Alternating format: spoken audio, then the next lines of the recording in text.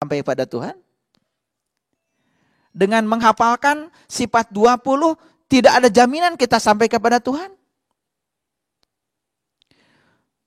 Dengan mempelajari sains dan hukum alam, mungkin juga kalau tidak ada kesadaran, ya, tidak akan sampai kepada Tuhan.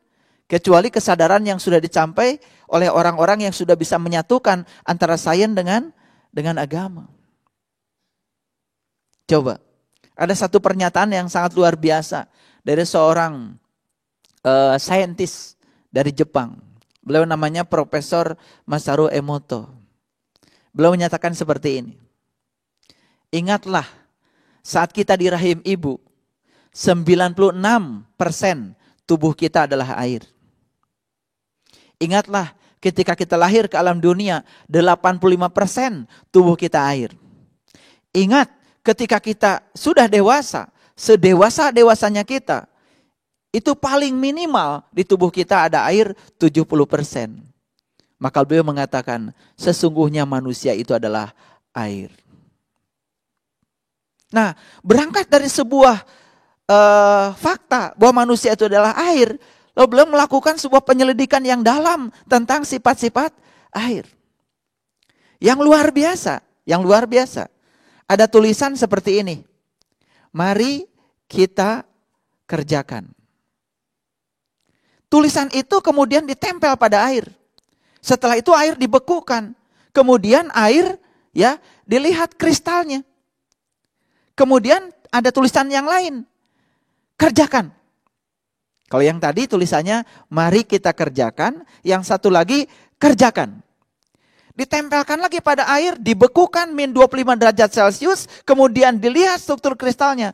Ternyata yang kerjakan dengan mari kita kerjakan. Itu struktur kristalnya sangat berbeda.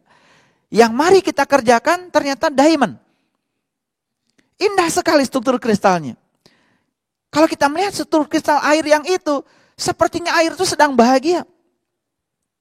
Bayangkan, seorang atasan di pabrik, karena dia sebagai bos, pernah enggak melakukan sebuah instruksi dengan kata-kata, mari kita kerjakan.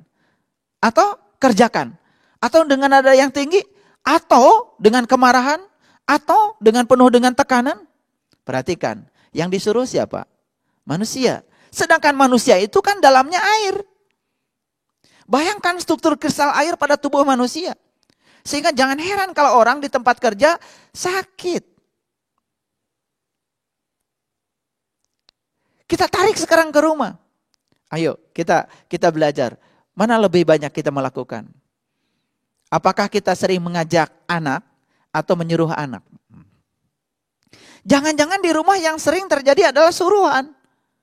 Kerjakan, belajar, sapu, bersihkan. Mungkin perintah-perintah itu yang sering keluar dari mulut kita. Dengan penemuan sains yang tingkatannya seperti itu, dengan dibarengi oleh kesadaran bahwa air adalah ciptaan Tuhan. Dan Tuhan menciptakan segala sesuatu, pasti ada maksudnya. Dan ternyata kenapa bumi kita 2/3 air? Dan kenapa tubuh kita 70% air? Dan kenapa air yang paling dominan dalam tubuh kita? Mungkin kalau kita menyadari itu saja, saat kita mau berbicara buruk kepada orang lain, mungkin kita mikir dulu. Itu sebabnya hati-hati.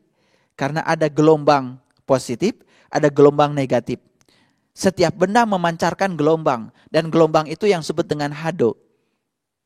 Makanya teknik pengobatan, ya, yang mungkin tidak pernah terpikirkan oleh kita di dunia modern seperti ini, melampaui dunia kedokteran. Coba perhatikan, pernah nggak ada orang yang stres? Pernah lihat nggak orang stres? Atau pernah nggak kita mengalami stres? Sering kan? Stres itu artinya tegang, itu bahasa Inggris. Nah, ketegangan itu dari mana muncul? Dari rasa cemas, rasa takut, rasa khawatir, kan munculnya jadi tegang. Atau ilmu yang kita miliki tidak sebanding dengan masalah yang sedang kita hadapi. Kan timbul tegang. Stres itu tegang loh. Coba perhatikan. Ya. Kalau misalkan kita punya plastik, ditarik. Itu kan tegang. Kita punya tali, ditarik. Kan tegang. Betul nggak? Tegang itu stres. Nah, dari mana ketegangan itu muncul? Tegang itu kan kebalikan dari apa? Relax. Jadi stres itu tegang, kebalikannya apa? Relax. Begitu kita sedang stres, maka air yang di dalam tubuh kita sedang memancarkan gelombang ketegangan. Nah, gelombang ketegangan itu harus dilawan oleh gelombang lagi. Gelombang apa? Gelombang yang tidak tegang. Jadi cukup mengambil air, kemudian tulisi, relax. Tempelkan pada air. Nah, air dalam tubuh kita yang sedang memancarkan hado, gelombang yang tegang tadi, kemudian masukkanlah air yang cuma ditempeli tulisan relax. Mungkin tidak percaya kalau itu ternyata bisa menghilangkan ketegangan. Murah, sangat murah, tapi itu sangat luar biasa. Itu sains. Dalam fisika ada penemuan baru. Kenapa? Bising itu kan selama ini dihilangkan dengan apa? Menutup pintu. Atau ya, memasang peredam. Sekarang fisika sudah menemukan teori baru. Penemuan baru. Apa? Suara yang bising bisa ditiadakan dengan suara yang bising lagi. Jadi di titik tertentu ada suara bising, dihadirkan suara yang bising juga, tetapi kebalikannya, ternyata di situ terjadi kesunyian yang luar biasa. Kenapa? Suara bising itu gelombang. Kalau gelombang itu ada puncaknya, ada lembahnya. Ciptakan lagi gelombang yang kebalikan dari itu. Sama-sama bising. Tetapi gelombangnya berbeda, kebalikannya. Begitu dijumlahkan terjadi yang namanya ya interferensi. Atau yang disebut dengan resonansi. Interferensinya namanya interferensi destruktif. Maka suara dihilangkan dengan suara. Jadi kalau gelombang bisa dilawan dengan gelombang, saat kita sedang stres memancarkan gelombang, alirkan ke dalam tubuh kita. Gelombang yang kebalikannya, stresnya jadi hilang. Luar biasa. Inilah pertemuan antara sains dengan spiritual. Ternyata kita semakin diyakinkan bahwa sains berasal dari Allah. Ajaran agama dari Allah. Berarti dari sumber yang sama. Suatu saat akan bertemu di danau yang sama. Beruntunglah mereka yang sudah punya danau, yang sudah ketiban dua aliran pengetahuan. Satu pengetahuan tentang sains, yang kedua pengetahuan tentang agama. Begitu bertemu di titik temunya, disitulah kita akan menemukan manfaat yang sangat luar biasa. Jadi untuk mengenali Tuhan secara langsung, aku harus menjadi sepenuhnya seperti Dia. Bahkan harus menjadi Dia. Saya pernah memberikan pertanyaan kepada murid-murid saya. Pertanyaannya begini. Ya, coba, sebenarnya bukan pertanyaan, tapi ini lebih banyak mengajak. Coba kita ambil kertas, kemudian tuliskan sifat-sifat Tuhan yang kita tahu.